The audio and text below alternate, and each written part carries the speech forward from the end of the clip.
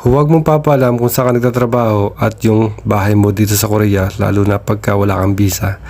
Kasi baka mapagaya ka dito sa isang kababayan natin. Baka sigurado may visa yung nakaaway niya at siguro asawa ng Koreano yun. At yun yung diskarte rito para tumagal ka. Di ba? Pagka konti na nakakalam at halos tahimik ka lang, wala masyadong friendship, mas tatagal ka rito. Hindi ko alam kung ba't sila nag-aaway, pero siyempre ganun talaga life. Kailangan na natin tahimik, punta lang tayo rito para magtrabaho, that's it. And yun lang, punta ka dito, tapos alam mo naman wala kang visa, tapos siyempre tahimik ka lang, wala masyadong kaaway, trabaho lang, ipon, pag marami ng ipon, uwian na. Ganun lang simple. At iwas-iwasan yung mga tulad ng mga may visa dito.